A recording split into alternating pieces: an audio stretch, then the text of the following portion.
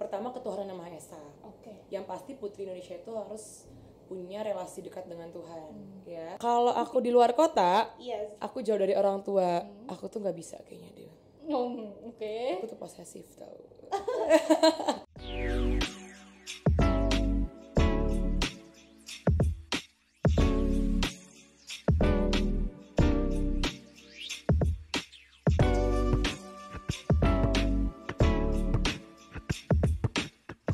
Halo guys, welcome to Gen Voice. Ini adalah podcast pertama kita. Yuhu, so tanpa tunggu berlama-lama lagi, kita bakal ngobrol all in sama narasumber yang oke banget. Stay tune dan nonton video ini sampai habis. Yeay! Wah, pertama-tama kita mau ngucapin selamat dulu nih buat Kak Tabita Kristabella Napitupulu Yeay. karena dia berhasil jadi Putri Indonesia Sumatera Utara 2023. Yes, thank you Luar biasa, kakak. Kak. Puji Tuhan, makasih banget ya. Gimana nih Kak kabarnya setelah mengikuti Putri Indonesia? Kabarnya puji Tuhan baik.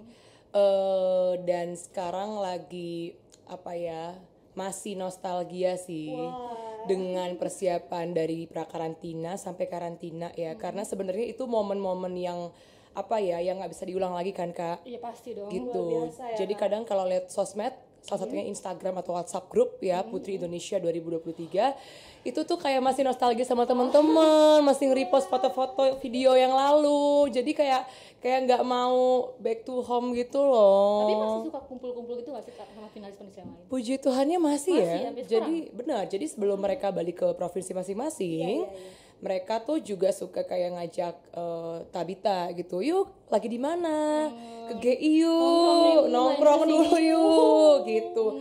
Bener, atau enggak ada yang ngajak yuk photoshoot bareng yuk. Kita buat project bareng kayak gitu sih. Bahkan proyek bareng ke depannya pun masih sering Keep in touch ya berarti ya sama mereka. Betul sekali. Pokoknya rencananya kita nanti mau buat reuni juga ya. Serius? Untuk yang finalis 2023 ini apa gimana? Untuk para Putri Indonesia 2023, tapi nggak tahu kapan, karena kan sebenarnya kita masing-masing ini juga masih bertugas selama setahun ya. Oh gitu. Oh, ada tugasnya. Ada tugasnya. Betul, jadi kita nggak cuma di provinsi masing-masing aja ditugaskan, tapi dari YPI-nya sendiri pun juga kalau ada event-event kita juga wajib join. Wah, wajib seperti join. itu.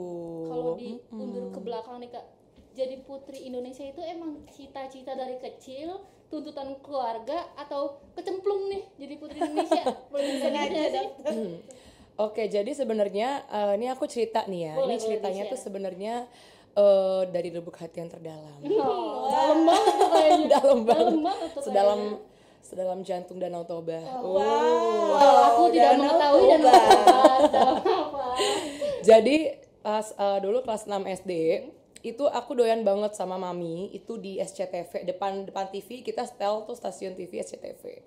Channel SCTV, terus kita selalu ngikutin yang namanya Ajang Putri Indonesia setiap tahunnya. Terus aku pernah bilang gini ke mami, kakak pengen ikut deh jadi Putri Indonesia, tapi apakah bisa ya? Karena dulu aku tuh pas kecil agak pendiam loh. Terus aku tuh kayak bingung aku ngapain gitu loh. Kayak karena kan aku anak bener-bener kayak anak anak rumahan banget gitu. Jadi sampai aku gede pun, sampai lulus kuliah pun, jiwa aku tuh lebih nyaman itu kalau misalnya stay di rumah. Sama keluarga, ngobrol sama orang tua, curhat kayak gitu. Jadi apa-apa tuh ya ngobrol sama orang tua. Makanya dulu pas ngikut Putri Indonesia, pokoknya kakak Bita mau kayak mereka gimana pun caranya gitu kan. Nah jadi dari kecil mami aku itu sudah ngelesin aku banyak hal kak. Apa aja tuh Kak lesnya? Jadi nggak cuma les bahasa Inggris kak. Tapi yang ngarah ke sana ya Kak untuk les-lesnya? Ngarahnya tuh ke arah seni, karena ternyata talenta Tabita tuh di bidang seni banyak kan, dan di bidang olahraga. Amazing. Gitu. Dan itu kan ternyata yang dibutuhkan menjadi syarat untuk join Putri Indonesia kan, harus punya soft skill di samping akademis, yaitu non akademis. Jadi aku dilesin piano, nyanyi, dilesin nari, pernah dijoinin modeling juga untuk majalah. Dulu ada majalah namanya majalah Girls. Lagi booming-boomingnya tuh pas kelas 6 SD. Tapi aku ternyata nggak dikasih Tuhan untuk jadi cover majalahnya, aku di dalamnya. Jadi kayak ada kategori news yang kayak feature gitu yang kayak membahas tentang kata membahas mengenai aku dan 3 orang lainnya yang memang masuk di edisi majalah itu. Itu umur berapa tuh kak? Keren. Itu umur kayaknya itu 5 SD deh atau 6 SD. Dia sudah masuk diliput, kulik hidupnya. Bener. Jadi di situ aku pokoknya bener-bener dibuat mami feminim juga dengan dress-dress lucu. Jadi udah di treat as a queen dari kecil kayaknya ya Tabita ini. Berarti emang kata Bita ngomong pengen jadi ini, oke, keluarga support nih kamu jadi ini. Ayo kita wujudkan nak, Betul. Wujudkan cita kamu nak. Benar, jadi emang aku udah like a queen dan kebetulan karena aku anak perempuan satu-satunya di antara 3 adikku yang laki-laki, makanya aku di treatnya like a princess dari kecil gitu. Tapi tidak menghilangkan budaya keluarga Batak yang harus pokoknya harus berambisi dalam bidang pendidikan gitu loh. Harus bagus lah. Harus bagus, kamu harus berprestasi, bener. Jadi kan ada ya kalau zaman sekarang, aduh pendidikan nggak penting deh, yang penting nyanyi aku tenar. Nah aku tuh nggak gitu, aku harus balance dua-duanya gitu. Terus sampai dilesin olahraga juga kayak berenang. Nah kebetulan di SD itu aku selain fokus di bidang seni, aku tuh juga suka main bulu tangkis, futsal, basket, dan lari. Jadi dari kecil olahraganya juga olahraga yang perkasa ya. bener banget. Sampai akhirnya makin gede Kak, kayak ngerasa kok potensi Tabita ternyata banyak.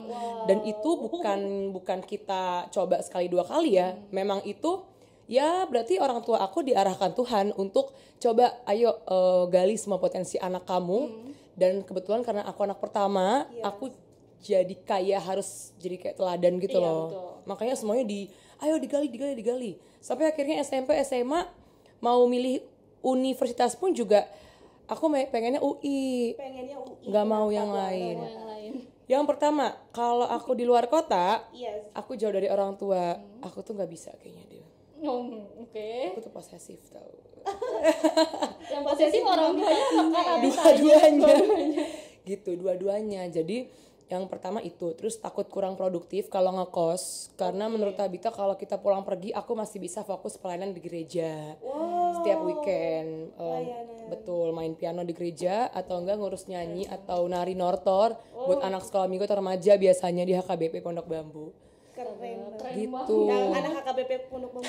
Anak HKBP Ada yang Bambu. mengenali Kak Bita mungkin tolong di-spill video tari totornya. Gitu. Jadi bermula dari aku merasa aku punya banyak potensi, why not aku membuat itu sebagai sebuah portfolio. Dan sampai tiba aku kerja di Trans TV, akhirnya aku bisa kasih kesempatan privilege dari Tuhan ya, bukan dari Trans TV, yang dari Tuhan untuk jadi PR sekaligus nge-host di lapangan buat insert dan program Trans TV tanpa batas. Wow, tanpa batas. Kayak gitu. Inspirasi banget nih kata Bita. Benar, jadi puji Tuhannya ya setelah itu baru aku percaya diri. Oke, kayaknya ini saatnya di usia yang ke-25 ya, usia silver ya. Kalau kata orang nih usia silver sedang atau betul sedang berbunga. Dan kalau aku tuh memang dari kecil ada angka keberuntungan angka 7. 7 kenapa? Karena 97 lahir tanggal 7 bulan 7 tahun 97 jam 7 malam. Kok cantik banget sih? Iya. Ngajabain dunia jam 7 gak sih? malam. Dan tahu nggak? Aku marganya kan nabi 70 ya, baru nabi 70. Nah 70. Yang nabi 70 boleh di komen artinya. Bener, jadi nggak nyangka itu semua tuh udah. Dan Tabita ternyata itu 7 huruf loh. Tabita, T-A-B-I-T-H-A. Wah iya tuh, Iya fun kan? fact ya. Bener, Fun fact yang ternyata disadari dengan baik ya. Baik. Ternyata banyak Kesamaan benang merah 7 dalam betul. Jadi dari kecil sampai sekarang angka 7 itu selalu menjadi angka keberuntungan atau angka kelengkapan dari Tuhan untuk Tabita. Makanya di umur 25 aku sangat mengimani adalah angka usia di mana aku harus jadi putri dengan semua potensi yang sudah aku punya dari kecil sampai sekarang. 2 tambah 5 7. Betul itu. 2023 2 tambah 2 tambah 2 tambah 3 7. Lagi-lagi bisa ya pemirsa. Bisa ya. Hehehe. about 7 in here. Gitu Kak. Dan yang terakhir. Ada lagi yang 7-nya. 7-nya mau tahu nggak yang spesialnya apa? Apa Jadi tuh? di Trans TV itu kan baru masuk tuh di usia aku yang ke-25 tahun. Iya. Ya, itu hadiah dari Tuhan. Nah, jadi probation di Trans TV itu 6 bulan.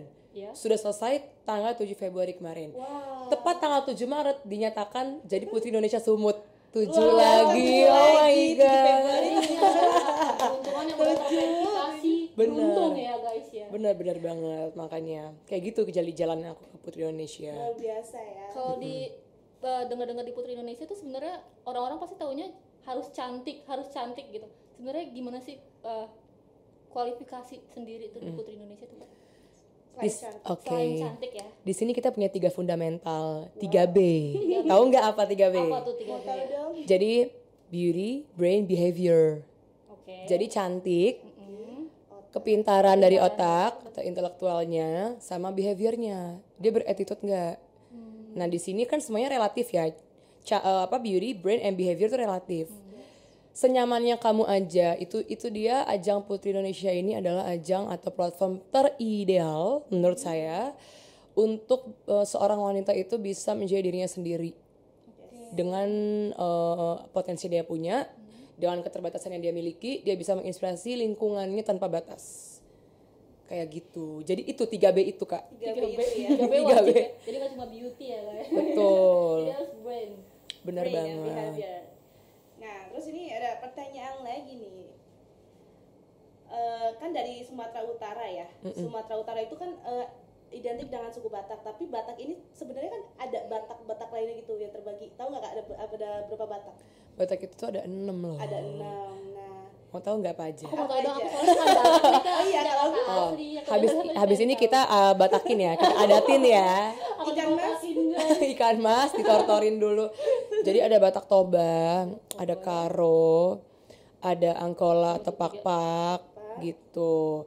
Terus ada juga Mandailing, Dairi, ada juga Simalungun. Simalungun. Gitu loh Kak. Ternyata banyak. banyak banget ya. dan itu marganya satu Batak itu juga beda-beda kan? Kalau- Beda-beda gitu. Jadi apa ya, di sana pun juga kalau kita ke kawasan Toba, kawasan Danau Toba itu ada 8 kabupaten plus 1 kota, Siantar. Oke, Siantar. Jadi Siantar tuh kota ya, sisanya 8 kabupaten. Jadi ada Kabupaten Toba, Tapanuli Utara, Humbang Hasundutan, Pak Barat, Dairi, Samosir. Harus hafal, say.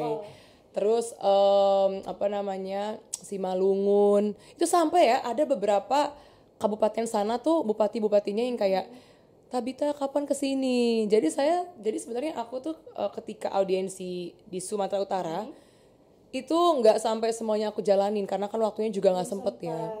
Tapi aku berharap sekali habis ini kita langsung gaspol ke sana ya. Tabita kapan kesana? Tabita kapan kesana? Harus absen. Bener banget By the gitu. way kan bagaimana Batak ini mempengaruhi cara pandang Kata Bita dalam sehariannya? Nilai-nilainya mungkin? Jadi dari aku kecil, Yes. opung aku tuh kan kalau opung aku tuh kampungnya di Narumonda, Marunda. papi di Parsambilan. Iya. Ya, sama mami di Ajibata Parapat sana.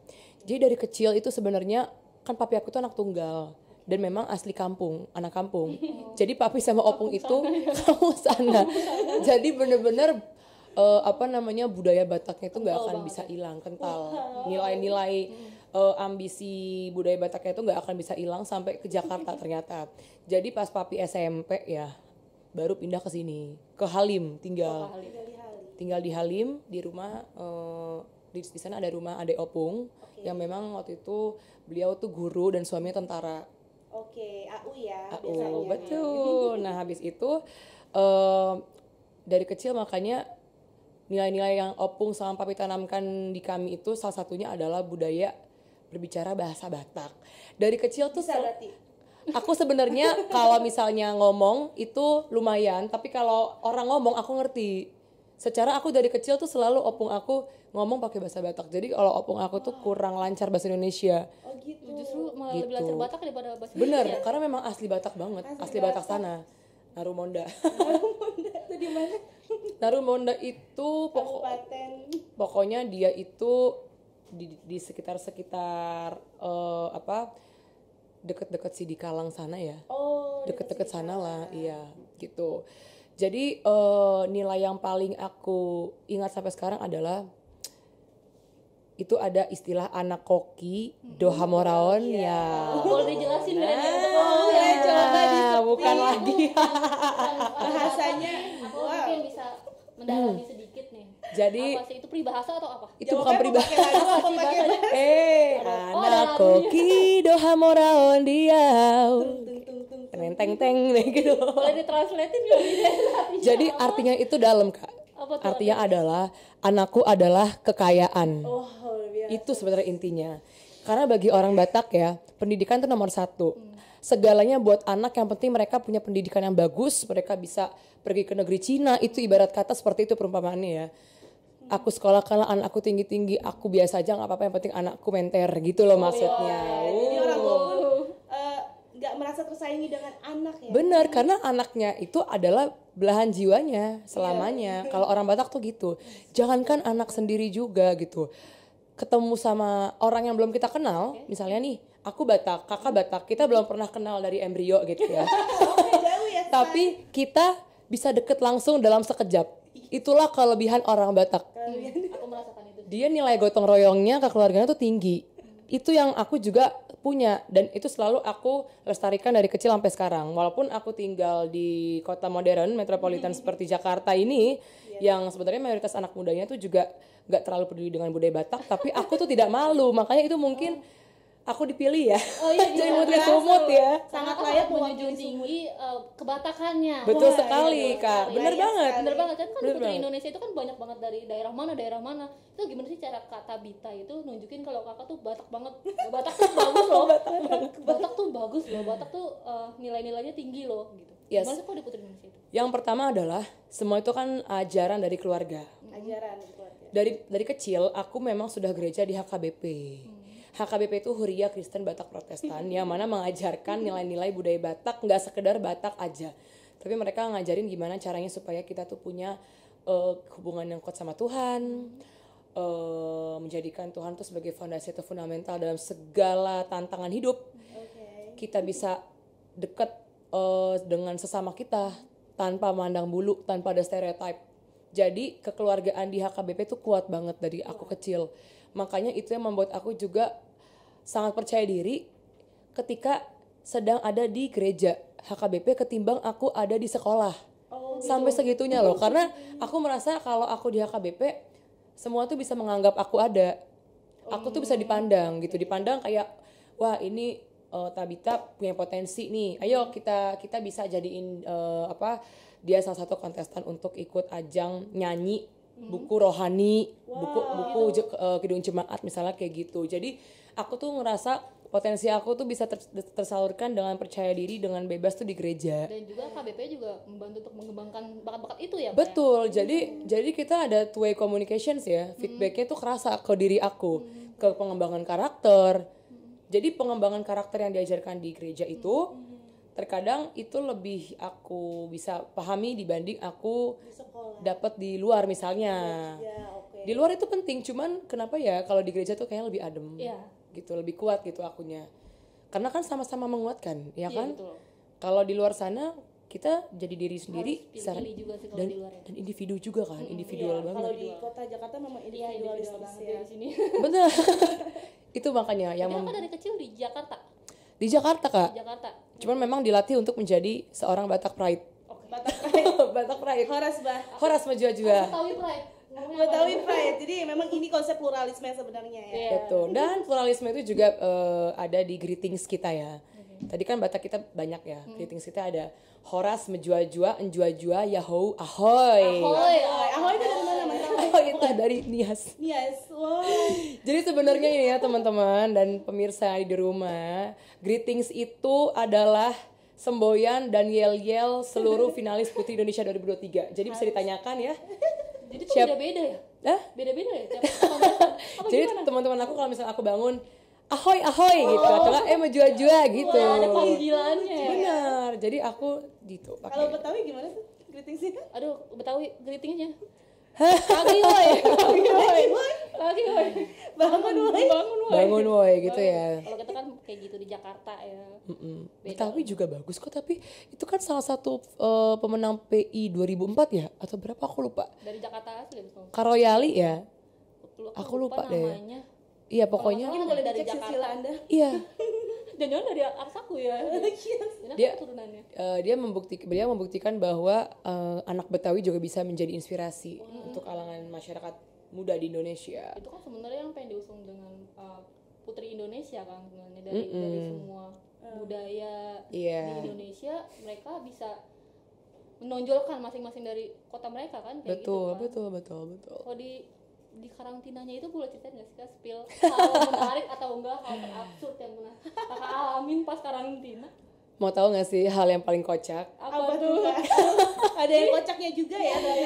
Ada yang ini ya, Dari- kesenggol ini nanti. bukan kesenggol Kak. Jadi gini. Atau kakak yang senggol? Jadi ada momen di mana pertengahan karantina, mungkin karena aku lagi sakit gak enak badan waktu itu. Jadi aku tuh udah nggak sanggup lagi pas kita kan selesai acara tuh pokoknya pernah tuh jam-jam 1 atau jam 2 pagi. Itu aku udah nggak kuat lagi bersihin muka, mandi tuh udah nggak kuat. Jadi masuk kamar di The Westin kan waktu itu ya. Masuk kamar, roommateku waktu itu Kalimantan Timur, Natasha Priyanka gitu. Dia tuh bisa ya habis makan langsung bersihin muka bisa. Terus dia ada tenaga gitu deh. Tenaga. Aku tuh kayak udah nggak kuat, jadi aku dengan heelsku ini, Udah cantik. iya dengan jumpsuit aku, terus dengan muka yang masih apa namanya Full make up atau full makeup, dengan bulu mata apa namanya dengan bulu mata ajaib itu ya, anti badai dai tidur dan gayanya kayak gini. Oh masih slay juga. Slay banget, slay jadi sekali. aku tuh udah kayak sang Jadi dewi langsung pas tidurnya. dia masih Sleeping makan, masih Beauty. bersih-bersih, kakak langsung Bener, dan pakai heels tidurnya. Jadi pakai heels, bener, jadi besok paginya jam setengah 7 langsung beraktivitas bro. Oh enggak, Aku siap. beres-beres. Aku ready, gitu. Aku ready. kamu tau nggak aku tuh kayak siap, ya. pas dibangunin kak kan gitu ya, terus aku tuh kan baru bangun tuh pas kayak pukulan ketiga gitu ya, kak gitu, Bangun gitu, oh enggak. gak gitu kayak Oh, enggak. kak masih queen masih dong. queen dong. Jadi Kalau kita sih nggak bangun kayak gitu. kan dia bangunin kak yang gak kedengeran ya, aku capek bener kan, banget. nggak kedengeran kan. Pertama, kedua gak kedengeran, ketiga langsung gitu. Terus aku langsung yang kayak pas bangun menginjakan gitu? kaki di bumi ini pakai heels, langsung kayak I'm ready gitu. Wow. Kayak, aku di mana? Ready. Oh, reality. Oke. Bener. I'm ready. Tapi itu make upnya dihapus dulu ya, jadi aku make upan lagi. diganti. Iya kak. Iya dong. Itu udah 2 hari kak soalnya. Sumpah itu saking capeknya emang Capek kegiatannya banget. apa aja sih, Kak? Kayak padat banget. Padat banget karena kan memang tahun ini aku dengarnya sih memang jadwal kita itu sangat padat dan tersingkat ya preparationnya. Jadi di sana tuh kita bangun pagi tuh langsung habis breakfast pembekalan sama menteri, sama KPK, sama BPOM. Wow, banyak. Pokoknya banyak pembekalan satu harinya, betul. Dan setelah itu kita latihan koreo lagi, lanjut lagi pokoknya kita tuh setiap berapa jam sekali tuh ganti baju dan disuruh update posting baju atau produk-produk sponsorship supaya kita bisa nge-tag desainernya atau brand sponsorshipnya di Instagram. Oke. Jadi capek ganti bajunya juga sih, karena kan kayak koper kita kan Ada yang banyak ya. bantuin? Kita harus sendiri kak. Enggak, sendiri ya. Kita tuh harus independen Wow, independen. gitu. Paling kalaupun dibantuin kalau misalnya nih kita lagi dandan Iya. nah, tapi kita kayak butuh retouch sedikit, nah kita bisa langsung ke lantai 1 ke ruang Surabaya gitu untuk di makeup atau touch up sedikit atau di hairdo sedikit sama kakak-kakak MUA dari Mustika Ratunya. Luar biasa. Tapi itu pun juga harus jalan sendiri dulu ya. Jalan sendiri, bener dan itu harus ngantri. Jadi nggak yang kayak kamu langsung dapat dia, nggak harus ngantri. Kalau lagi bosan ngantri kita ngambil peluang waktu lainnya itu untuk mempromosikan brand sponsor misalnya, posting nanti kalau udah dilapor ke panitia YPI. Jadi setiap detik tuh ada aja activity kita, tahu nggak sih? Karantinanya berarti kayak militer nggak sih, makan dijaga gitu nggak sih atau gimana? Militer. Militer Bener. kayak bangun pagi Kayaknya olahraga dulu nih ya di jadwal olahraga. justru aku suka banget tahu karena ternyata karantina ini seperti kayak mengajarkan kita tuh supaya kayaknya more dari militer deh, lebih yang kayak Iya, military. benar, karena kalau kita dimanja mungkin kita nggak akan jadi orang ya. Iya. Tapi kalau kita dididik seperti itu, mental kita akan lebih kuat, lebih tahan banting juga dalam menghadapi hal-hal yang di luar dugaan misalnya, dan lebih confidence juga terhadap apa yang mau kita capai. Jadi makasih banget loh YPI. Biasa Putri Indonesia. Thank you loh Putri Indonesia. Aku nggak nyangka bakal sekeren itu.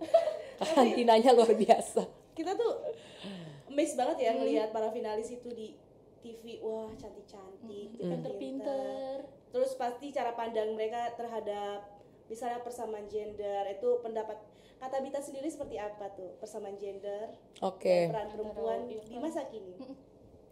Oke.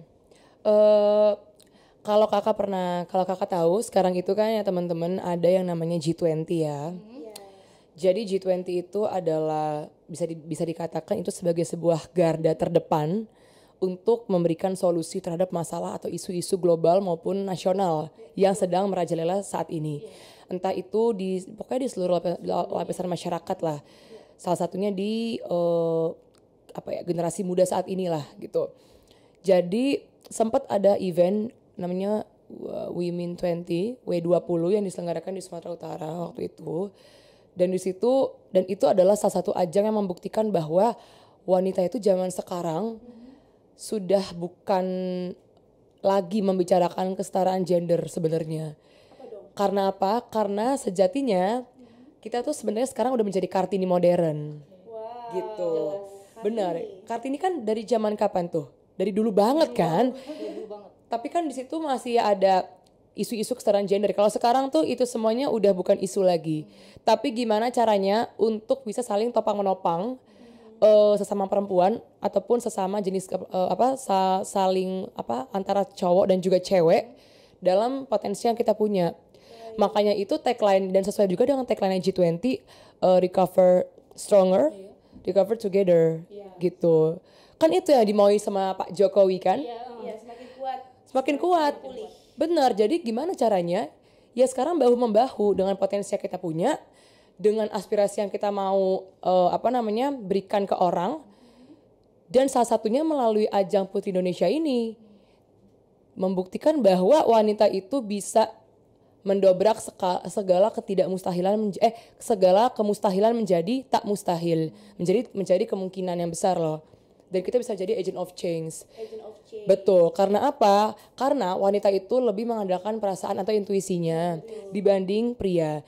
Dan di tempat kerja pun sekarang sudah banyak sekali tren-tren di mana leader itu banyak yang wanita loh. Banyak Kita banget. juga perempuan ya, by the Betul. way, CEO kita. Iya, makanya ini sangat-sangat penting sekali juga ya bahwa sekarang pria dan wanita itu udah sama. Sebenarnya nggak butuh Sudah dibilang sama. harus kesetaraan gender Nggak usah. Sebenarnya nggak harus kayak gitu ya. Dan itu Kita bukan yang isu harus lagi. menyetarakan ya sebenarnya. Betul, dari kitanya sendiri. Apakah kita berani untuk bisa menginspirasi orang, percaya diri, gak insecure, dan selalu berpikir bahwa aku nih punya potensi dari Tuhan. Yang mana hubungan intim aku sama Tuhan itu yang bisa menginspirasi orang-orang lebih dari apapun gitu loh. Jadi itu yang selalu aku tanamin juga. Karena sejujurnya kalau kita mau memandang hal-hal duniawi itu gak akan ada habisnya. Iya. Tapi ketika kita memandang bahwa aku aja di mata Tuhan berharga. Kenapa aku gak bisa menginspirasi banyak orang? Luar biasa loh. Gitu. Kayaknya nggak banyak ya yang bakal bikin Wow, jadi inspirasi Bener banget. perempuan muda ya. Gitu. Dan satu lagi nih Kak. Kalau di lingkungan kita sekarang terkenal banget ketika kita maju sebagai seorang cewek, kita maju, kita sukses, banyak yang nggak suka dan mereka langsung ngedown. Nah, harusnya nggak gitu. Harusnya gitu ya. Benar. Harusnya lebih terinspirasi nggak sih harusnya? Iya, dan harusnya gaspol aja terus, gak usah takut selama kamu melakukan hal positif, pengembangan dirinya bagus, kamu bisa ngasih yang terbaik buat lingkungan dan juga diri kamu. Kenapa nggak gaspol aja ya nggak? Iya, setuju. Gitu, terusin aja. Jangan insecure ya. Karena kamu selamanya akan menjadi role model. Mau kamu jadi Putri Indonesia, mau kamu jadi karyawan staff sekalipun, staff di PNS atau di swasta, kamu akan menjadi inspirasi bagi lingkungan kamu. Benar gak sih? Versi kamu gitu loh. Yes. Kenapa harus ya iri gitu dengan orang lain? Gitu. Benar. Because we have our unique selling point. Yes. Beda-beda tiap orang tuh. Iya, keunikan yang berbeda-beda dalam setiap Betul. Kalau dari pengalaman pas kemarin karantina di Putri Indonesia tuh ada nggak sih yang kakak pelajarin nih tentang mengenai keberagaman budaya, pluralisme sendiri? Ada nggak sih kak? Pastinya ada. Jadi Apa kita kemarin belajar mengenai Pancasila. Oke, Pancasila. Standar banget nih. Pancasila. Belum tentu orang paham lah apa Pancasila. Betul sekali. Jadi kemarin kita diajarin mengenai, intinya adalah kita harus menjadi putri Indonesia yang berkarakter Pancasila. Wah, Jadi berat ya. dimanapun kita berada kita harus tetap memegang teguh 5 sila Pancasila itu, Kak. 5 sila Pancasila. Pertama, ketuhanan yang Maha Esa. Oke. Yang pasti putri Indonesia itu harus punya relasi dekat dengan Tuhan, ya. Sudah ada. Sudah Jelas. ada. Ini kayak lagi cari Sangat jodoh jelas. ya. Sudah ada. Sudah ada. Sudah Oke, ada ya, loh. ya. Oke, yang kedua, kemanusiaan yang adil dan beradab. Kita harus punya rasa empati dan simpati yang tinggi terhadap seluruh lapisan masyarakat Oke. tanpa memandang bulu atau tanpa adanya stereotip. Oke. Yang kedua apa? Ketiga. Yang ketiga. Yang ketiga, kedua Oke, terus dari ketiga. tadi. Aduh. Wah, aku dengan Ketiga. juga. Soalnya ada orang ketiga gitu. Yang ketiga adalah persatuan Indonesia. Indonesia. Yang pasti kita dengan adanya 45 finalis itu sudah bisa merepresentasikan persatuan dan kesatuan Indonesia. Benar? Jelas ya, Benar, jelas karena banget. berbeda kan Benar. latar belakangnya. Berbeda latar belakang, kita nggak kenal satu sama lain tapi dikumpulin jadi satu kandang gitu. Jadi itu yang ngebuat aku juga senang banget karena aku ternyata mudah untuk berbaur dengan 44 finalis lainnya gitu. Dan yang keempat itu lebih kepada musyawarah untuk mufakat gitu. Yes. Terlihat dari ketika kita pembekalan. Kalau kita pembekalan itu kan dinilai juga ini orang misalnya ini finalis apakah fokus mendengarkan, bisa mengemukakan pendapat atau tidak kepada menteri tersebut yang memberikan pembekalan. Apa mungkin dia tidak fokus, itu kan dinilai juga oleh panitia di sana. Nah, kebetulan salah satu momen yang paling saya suka adalah ketika saya bertanya mengenai crisis management dalam dunia PR communication kepada BPOM saat pembekalan pertama kali di hari karantina ke-1 gitu. Jadi di situ Tabita bertanya kepada BPOM terkait dengan kandungan atau bahan dasar dari pembuatan produk-produk produk tradisional kayak misalnya Mustika Ratu Iya. gitu. Nah itu kira-kira standarisasi atau regulasi yang dibuat oleh pemerintah atau oleh BPOM-nya seperti apa? Terus kalau ada kesalahan-kesalahan kecil, apakah itu bisa dikatakan sebagai salah satu case crisis management dalam dunia komunikasi? Karena kan di sini tujuan dari komunikasinya itu adalah untuk mengedukasi, untuk mensosialisasikan produk tersebut. Tapi kalau ada salah penyuluhan atau salah kandungan, nah itu gimana nih BPOM? Tugasnya jadi seperti apa? Apakah ini salah satu case crisis management? Nah, terus BPOM-nya bilang, oh ini salah satu pertanyaan yang sangat berat ya. Akhirnya mereka menjawab dan itu momen dimana saya bisa bermusyawarah untuk mufakat gitu. Dan yang terakhir itu adalah Keadilan sosial bagi seluruh rakyat Indonesia. jadi memang di sini terlihat ya semua itu punya karakter masing-masing, keunikan masing-masing. Dan yang pasti kita di-treat like a queen-nya juga secara adil. Adil ya. Secara adil, kita nggak dipandang bulu. Oh, ini misalnya nih Sumatera Utara pemerintahnya lebih lebih keren nih, lebih mengunggulkan produk UMKM-nya daripada Lampung. Enggak, semuanya disamaratakan. Namanya juga queen ya kan, harus disamaratakan dong. Ya kan, kayak gitu. Sesuai dengan 5 sila. Sila Pancasila. Luar biasa. Itu yang bisa Jarang Kak Tabita ambil ya dari Bener pengalaman di banget, karantina. bener banget Kak. Keren banget ya. Banget. Berisi banget gitu ya Pancasila loh. Karena Pancasila. anak muda zaman sekarang tuh kayak apa Pancasila? Iya, jangankan itu juga ya, suka ada yang lupa juga silanya apa. Astaga. Aduh. Jangan kayak gitu ya kawan-kawan, jangan lupa Pancasila itu apa. Apa dibawa-bawa dong Aku itu. main makanya udah aku kasih Dia mendapatkan apa yang dia inginkan. Betul, jadi dengan kulit yang sama matang ini melalui Instagram Jadi aku tuh seneng banget, ternyata aku kalau di foto eksotis ya. Kayak cocok. Hari ini juga lagi menggunakan Ini sepertinya tenun Batak ini aku lihat-lihat. tenun Merdi Sihombing. Merdi Soulmate Sihombing. Merdi Sihombing. Jadi Wah. Merdi